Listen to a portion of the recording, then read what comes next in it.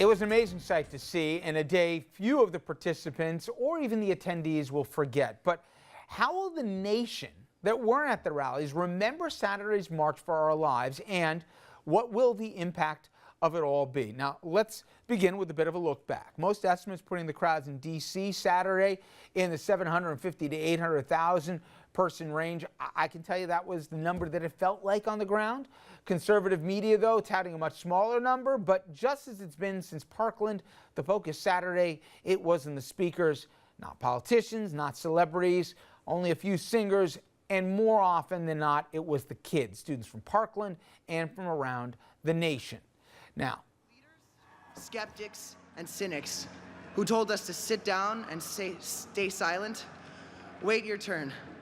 Welcome to the revolution. It is a powerful and peaceful one because it is of, by, and for the young people of this country. My name is Cameron Kasky.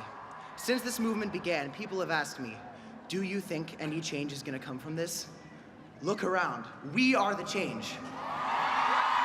Shooting after shooting, the American people now see one thing they all have in common: the weapons. Politicians either represent the people or get out. The people demand a law banning the sale of assault weapons. The people demand we prohibit the sale of high-capacity magazines. The people demand universal background checks. Stand for us or beware, the voters are coming. I am here today to represent Tiana Thompson, who at just 16 was shot dead in her home here in Washington, D.C. I am here today to acknowledge and represent the African American girls whose stories don't make the front page of every national newspaper, whose stories don't lead on the evening news. People have said that I am too young to have these thoughts on my own.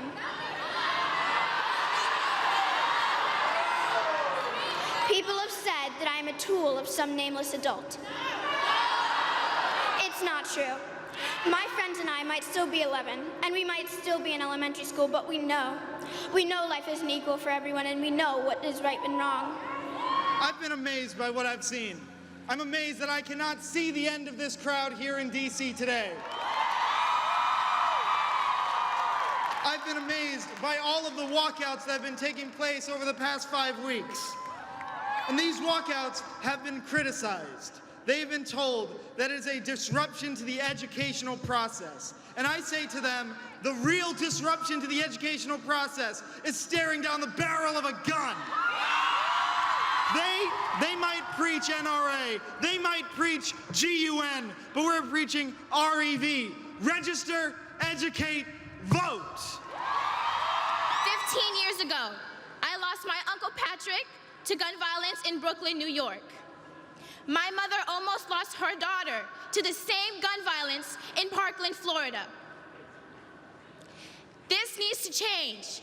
We've been fighting for this way too long and nothing has changed, and we need change now. Yes, I am a Parkland survivor and an MSD student, but before this, I was a regular black girl, and after this, I am still black and I am still regular, and I will fight for all of us.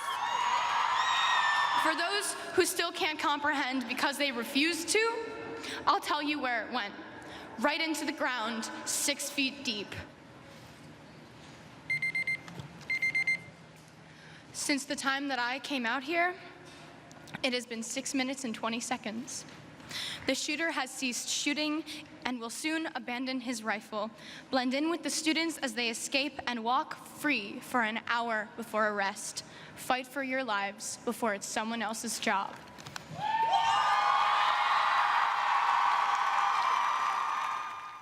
so as the march in D.C. was happening, sister rallies, they were taking place around the globe. Now, the mayor's office estimated that 175,000 people attended the march in New York City, including one man whose reason for being there touched the millions of people who heard it. He marched for his friend and former bandmate. One of my best friends was killed in gun violence right around here, so it's important to me. Obviously, Paul McCartney remembering John Lennon. Now, it felt like there were marches almost everywhere on Saturday. 100,000 marchers in Boston, 15,000 in Tampa Bay.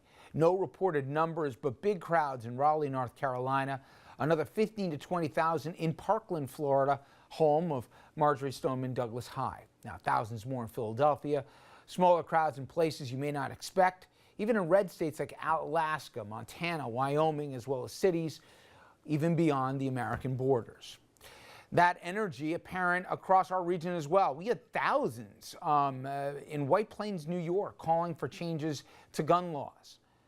And that was just one of an event several around our region on Saturday, including rallies in Yonkers, New City, Farmingdale, Long Island, Hackensack, and Newark, and New Jersey, and many, many more to count.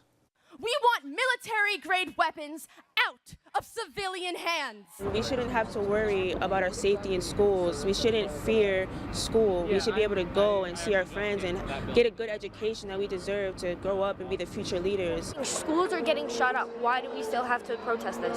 It's like a common sense. You just take guns away. It's not that hard.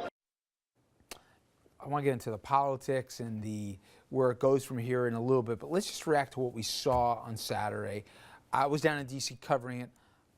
I had my kids there too, 2 teenagers and an 11-year-old. And when I heard them talking about it, first of all, it was powerful, but there was no cynicism or jadedness from the kids that were there. It was amazing how they really, this wasn't, just an event to go to or whatever. They're fully invested in this. I think more than maybe some folks imagine. It was really something I'll never forget. Yeah, it reminds you how rare it is that a big public event is not hijacked by grown-up politicians. Yep. I mean, Chuck Schumer was not speaking there, right? And nor were the Republican equivalents.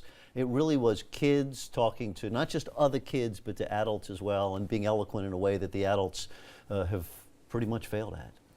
And Andrew, how together these kids were. I mean, first off, this is inside baseball, but it was a better produced event than the Republican and Democratic national conventions. I was talking to the control room and everything else doing it. They hit their marks. The whole thing was put together well. The most powerful speakers were the kids. There was no teleprompters, by the way. I can tell you that firsthand. Really amazing. They were on message. They were on point. Their delivery was fantastic. I mean, I think all of us at this table have spoken before crowds before, and I've done reports in front of a group of maybe a couple of thousand people, 3,000, but 750,000 people to look up from the podium and see that would scare the pants off just about anybody. And these kids kept going through it and kept focused with the whole thing. It was, and the other thing is the voices that we heard seemed like they were designed to reach both the kids and also by extension their parents in a way that a lot of issues don't. And so, and we'll talk about where this goes from here a little bit later, but these are seeds that were planted this weekend, and they'll sprout over time because it's the kids and because parents hear those kids and they imagine the voices being from their own. Obviously, you have kids too, Jeannie. I'm curious your reaction when you saw what you did Saturday, excuse me.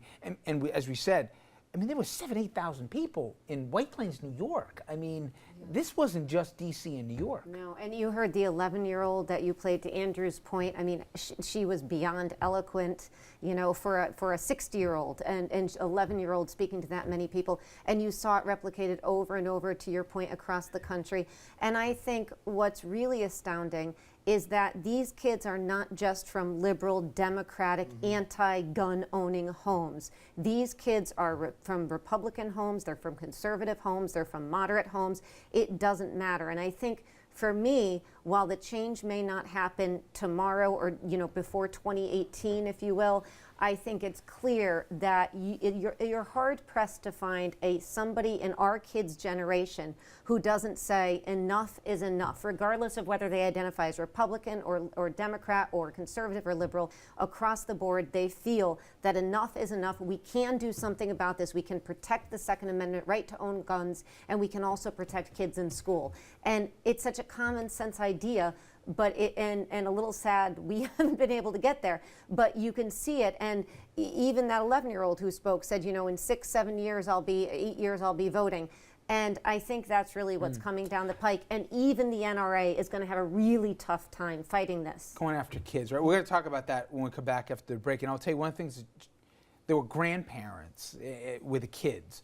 A lot of these guys were vets, and they were, and they wore, like where they were and stuff. And they said, I'm with the kids on this one, you know? So, okay. Now, got much more to come as it relates to the March for Our Lives. After the break, I want to look beyond Saturday and where this goes from here. Forget the politics. We'll get to that later. Does this become a seminal moment, or does this become a movement? Can it shift focus from just gun violence in schools to a much wider discussion of gun laws? Because that was part of what Saturday was all about.